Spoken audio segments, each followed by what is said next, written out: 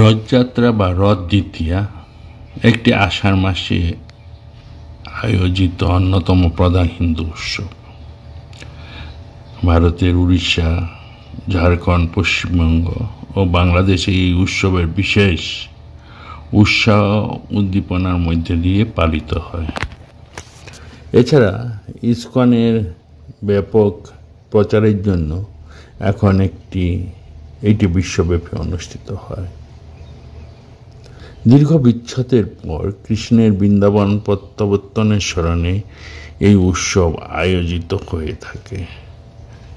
ভারতের সর্বাধিক প্রসিদ্ধ রথযাত্রা উড়িষ্যা পুরী শহরের জগন্নাথ মন্দিরের রথযাত্রা, পশ্চিমবঙ্গের পূর্ব মেদিনীপুরের মহিষাদল শ্রীরামপুর শহরের মাহেশের রথযাত্রা, গুপ্তিপাড়ার বৃন্দাবন চন্দ্র মঠের রথ, কলকাতার রথ এবং বাংলাদেশের ইস্কনের রথ ও ধামরাই জগন্নাথ রথ বিশেষ প্রসিদ্ধ।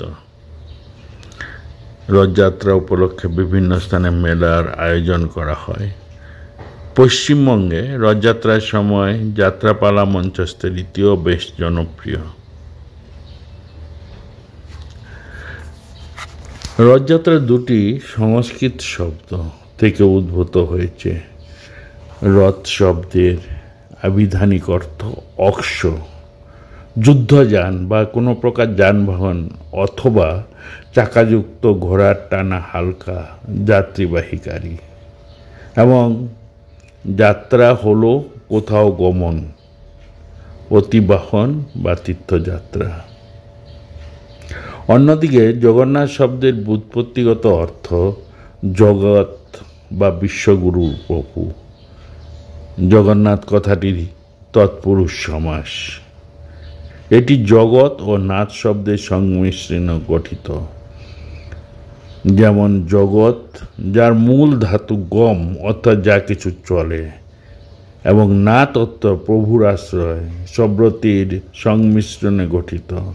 সুতরাং জগন্নাথ অর্থ যিনি এই বিশ্ব ব্রহ্মাণ্ডের আশ্রয় চলমান জগতের আশ্রয়দাতা অর্থাৎ প্রভু।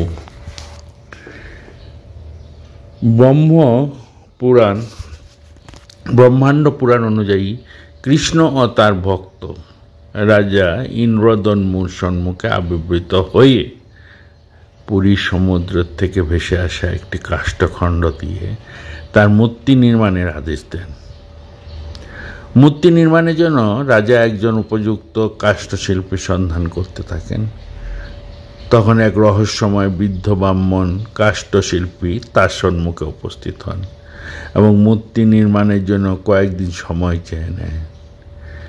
সেই কাষ্ঠশিল্পী রাজাকে জানিয়ে দেন মূর্তি নির্মাণকালে কেউ যেন তার কাজের বাধা না দেন। বন্ধ দরজার আড়ালে শুরু হয় কাজ। রাজা ও রানী সহ সকলে নির্মাণ কাজের ব্যাপারে অত্যন্ত আগ্রহী হয়ে ওঠেন।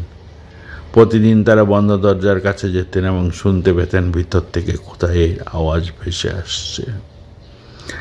6-7 দিন বাদে যখন রাজা বাইরে দাঁড়িয়েছিলেন, এমন সময় আওয়াজ বন্ধ হয়ে যায়। অত্যুৎসাহী রানী কৌতূহল সংবরণ করতে না পেরে দরজা করে ভিতর প্রবেশ করেন। দেখেন মূর্তি তখনও অর্ধ সমাপ্ত এবং কাষ্ঠশিল্পী অন্তর্ধিত। এই রহস্যময় কাষ্ঠশিল্পী ছিলেন দেবশিল্পী বিশ্বকর্মা। মূর্তির হস্তপদ নির্মিত হয়নি বলে রাজা বিমর্ষ হয়ে পড়েন। কাজে বাধাদানের জন্য অনুতাপ করতে থাকেন। তখন দেবর্ষি নারদ তার সম্মুখে আবির্ভূত হন। নারদ রাজাকে সান্ত্বনা দিয়ে বলেন, এই অর্থ সমাপ্ত মূর্তি পরমেশ্বর এক স্বীকৃতি স্বরূপ ও এই অসম্পূর্ণ রূপেই পূজা শুরু করতে পারেন। কথিত আছে, আষাঢ় মাসের শুক্লা দ্বিতীয়ায় বলরাম ও বোন সুভদ্রার সঙ্গে মাসির বাড়ি যান জগন্নাথ। মাসির বাড়ি অর্থাৎ ইন্দ্রদ্যুম্নের পত্নী কুঞ্জিচার বাড়ি। সেখান থেকে আবার 7 দিন পরে মন্দিরে ফিরে আসেন জগন্নাথ।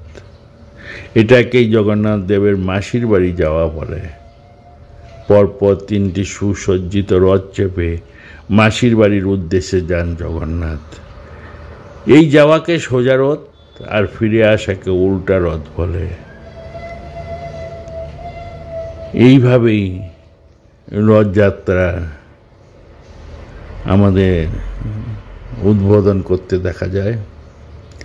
রথযাত্রার দিন পুরী জগন্নাথ মন্দির ও বিশ্বের বিভিন্ন মন্দিরে জগন্নাথ, বলরাম ও সুভদ্রা মূর্তি মন্দিরে বাহিরে সর্বসম্মুখে বাহির করা হয়।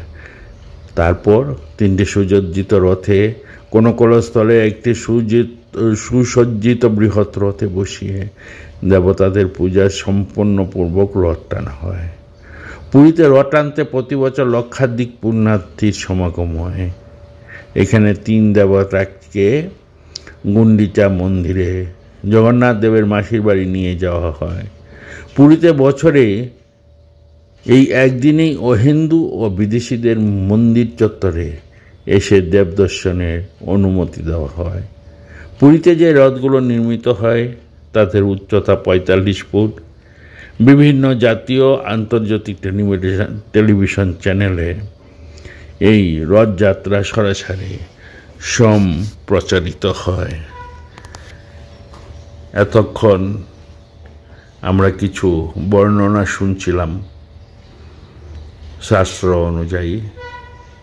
এবার শিলং আশ্রমে প্রথম রথ টানা হবে। সেই দিনটি 7ই জুলাই রবিবার বিকাল 4টা থেকে 6টা পর্যন্ত আমাদের রামকৃষ্ণ মিশন শিলং দুর্গা মণ্ডপে প্রথমে রথের পূজা হবে। তারপরে সমবেত মিলে রথকে দুর্গা মণ্ডপ থেকে টেনে এনে আমাদের আশ্রমের র্যাম্প দিয়ে মূল মন্দিরে নিয়ে যাওয়া হবে। এবার প্রথম সূচনা শুরু হবে। এর জন্য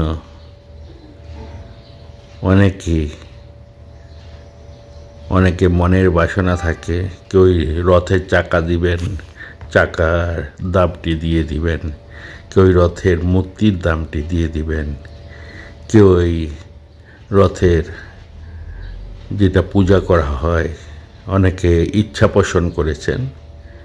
আপনারা যে যতটুকু সামর্থ্য আপনারা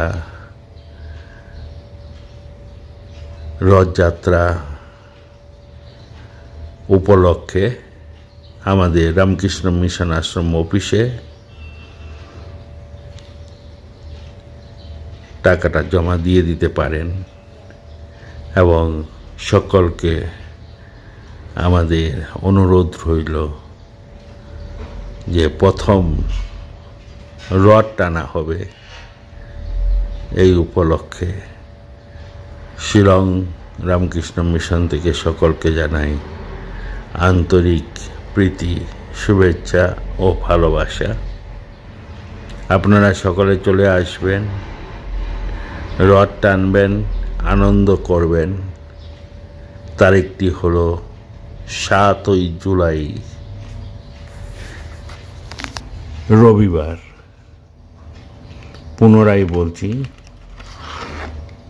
7 জুলাই রবিবার এবং ফিরত যাত্রা হবে তার ঠিক 16 তারিখ অর্থাৎ মঙ্গলবার।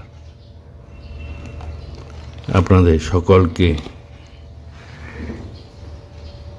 মিশনের তরফ থেকে জানাই আন্তরিক প্রীতি, শুভেচ্ছা। আপনারা সকলে আসবেন, আনন্দ করবেন এবং রশিতে টান দিবেন। আমারও সৌভাগ্য হয়েছিল ফিরত রথে পুরী যাওয়ার, এবং পুরীর রথ ধরতে গেলে দৌড়ে দৌড়ে ধরতে হয়। আমারও সৌভাগ্য হয়েছিল রথ টানার। এটা একটা অত্যন্ত আনন্দের জিনিস। তাই আনন্দ আমরা সকলকে উপভোগ করবার জন্যই পূজনীয় রামকৃষ্ণ মিশনের সম্পাদক স্বামী হৃদয়কুমারানন্দজি মহারাজকে অনুরোধ করা হয়েছিল। তিনি সেই অনুরোধে সাড়া দিয়েছেন। আমাদের আশ্রম ক্যাম্পাসেই রথ টানা হবে। আপনারা 3:30 থেকে সকলে চলে আসবেন। সেখানে কিছু গান টান ইত্যাদি করে আমরা যথাবিহিত পূজা আর্চা সেরে রথ টানব সন্ধ্যা আরতির আগে। পুনরায় আন্তরিক প্রীতি, শুভেচ্ছা, ভালোবাসা জানাই।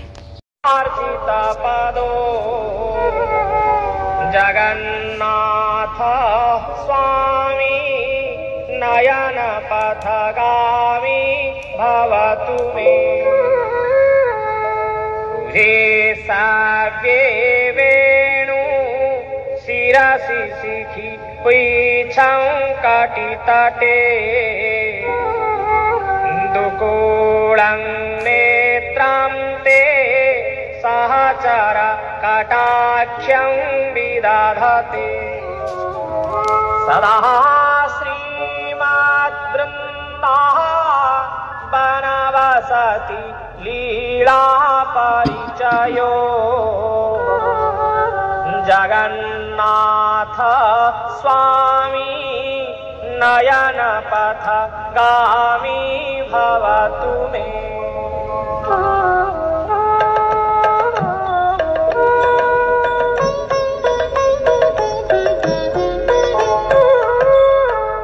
মহাম্বোধে স্থিরে কনকরুচিরে নীল শিখরে। বসন প্রাসাদান্ত সহজবল ভদ্রেণ বলিনা। সুভদ্রামাধ্যস্থः সকলসুর সেবাবসরদো। জগন্নাথ স্বামী নয়ন পথগামী ভবতু মে।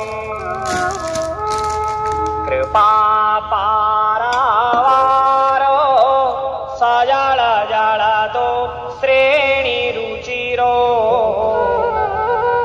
রমাবাণী রাম স্ফুরদমল পদ্মৈ ক্ষণ সুখ। সুরেন্দ্রৈরারাধ্য শ্রুতিগণ শিখা গীত চরিতো। জগন্নাথ স্বামী নয়ন পথগামী ভবতু মে।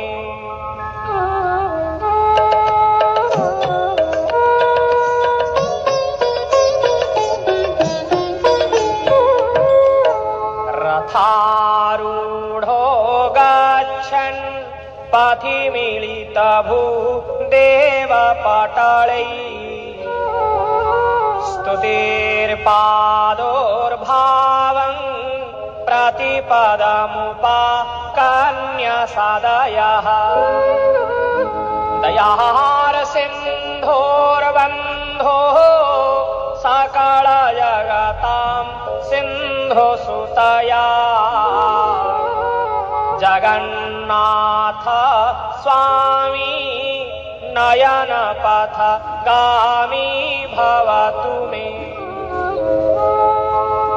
परं ब्रह्मा पीढो कुवलयदल फुल्लनयनो।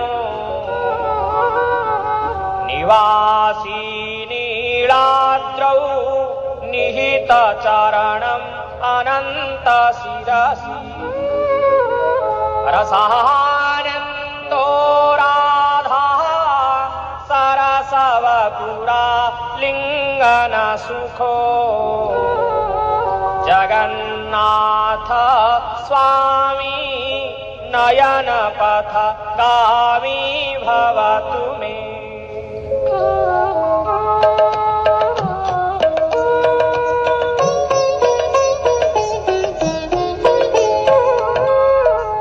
अवैर्पार्थं राज्यं